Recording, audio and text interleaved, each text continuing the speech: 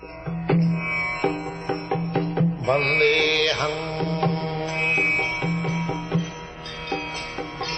Sri Guru. The following is an arrival address given by His Divine Grace, A.C. Bhaktivedanta Swami Prabhupada, recorded on the 11th of February 1975 in Mexico.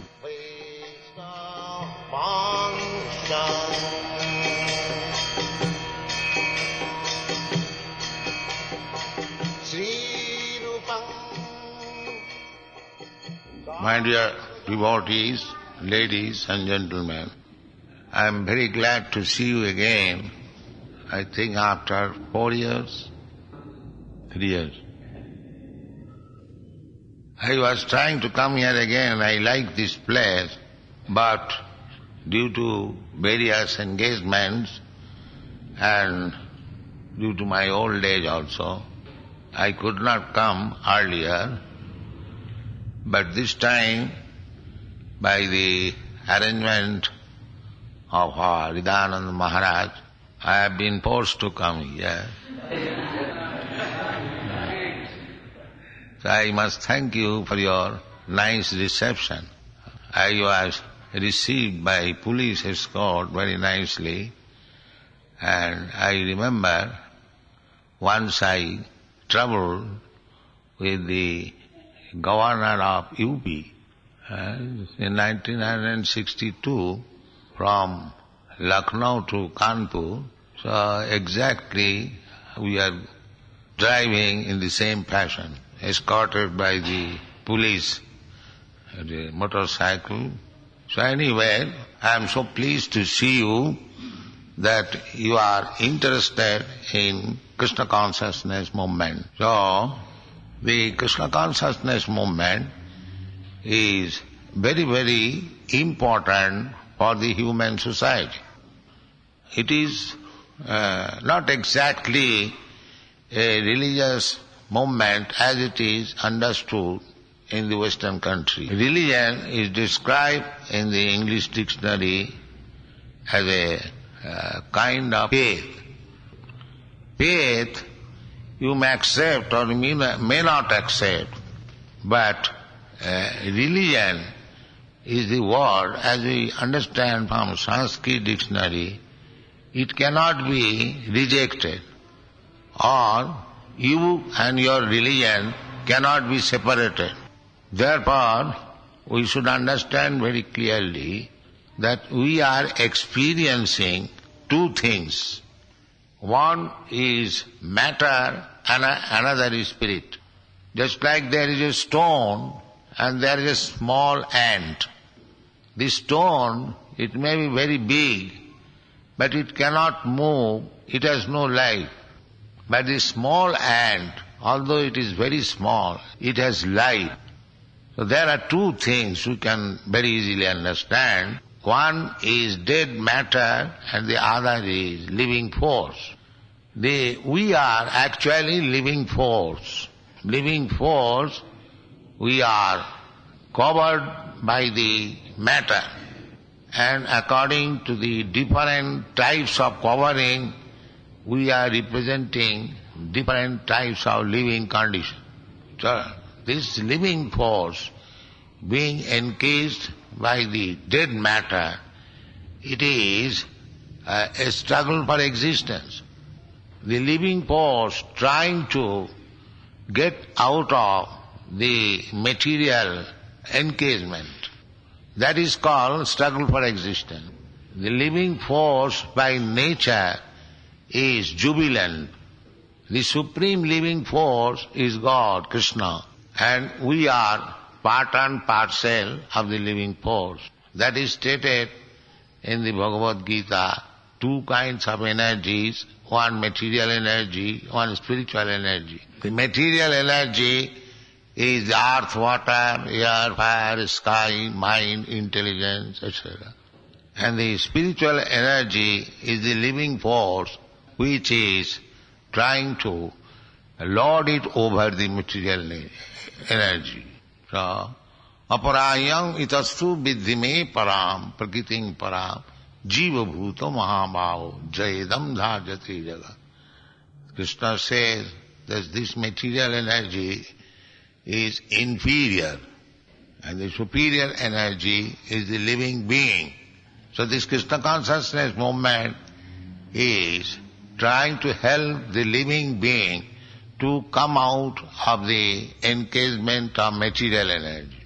And how to become free, that information is in the Vedic literature. So, what we are giving in different literatures, we are publishing books and magazines, simply we are trying to give information how the superior living being can get out of this material encasement. So, I am very glad to see you, so many Krishna's part and parcel. You have come to understand Krishna consciousness. So stick to the principles, then your life will be successful.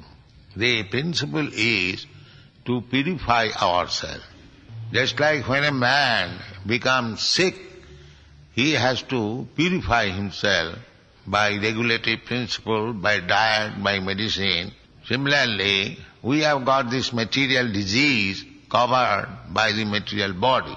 And the symptom of miseries are birth, death, old age and disease.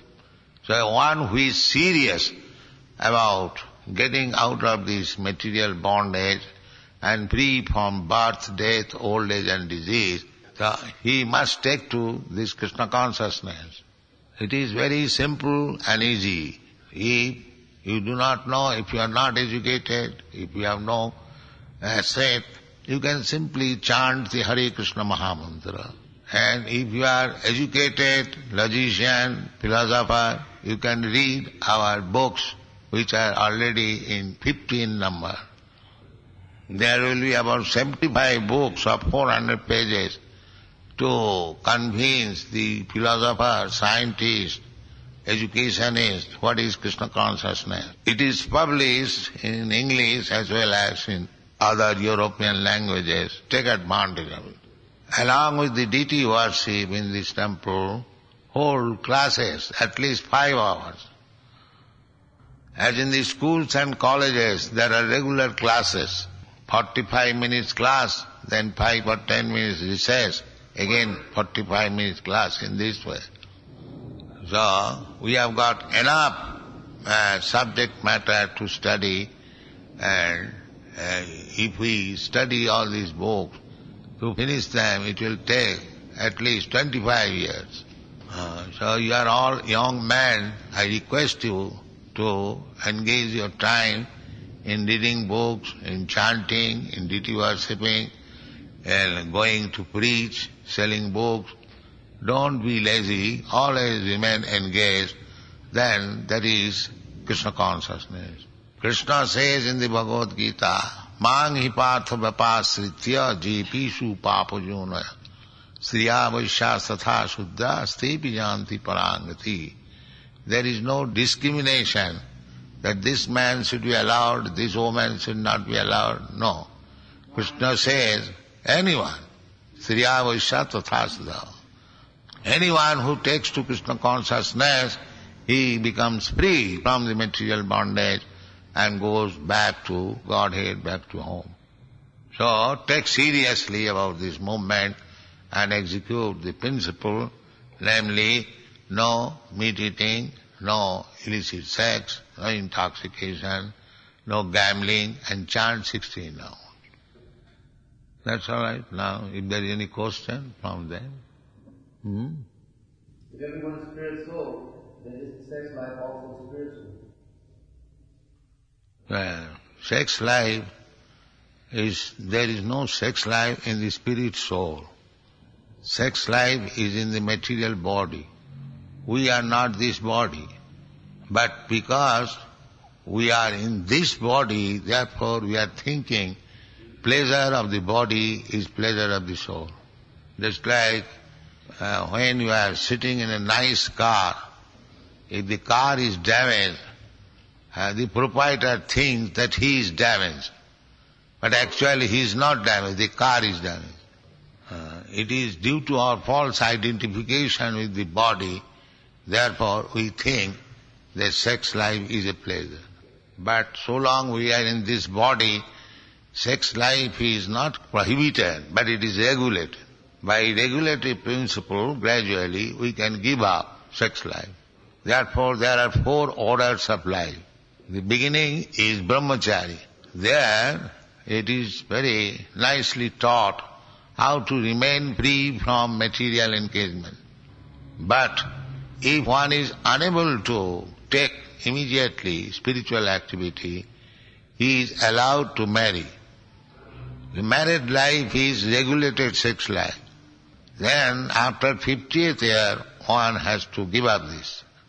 In that stage, Vanaprastha stage, the wife is there, but there is no sex life. So, in this way, when one becomes very strongly fit not to desire for sex life, then he takes sannyas. That is the perfect stage of life for spiritual advancement or life. Then who are we? Why are we here? And where are we going? You are all living entities. You wanted to come here, just like I wanted to come in your city, I have come here. Similarly, you wanted to come to the material world and enjoy. So, because you wanted to enjoy this material world, you have come here, Krishna is allowed to come here, and you are trying to enjoy this material world. That is called struggle for existence. But you will never be happy with this material world. It is simply a struggle for existence. Therefore you should go back to home, back to Godhead. Then you will be happy. Material desires are an obstacle on devotional purpose.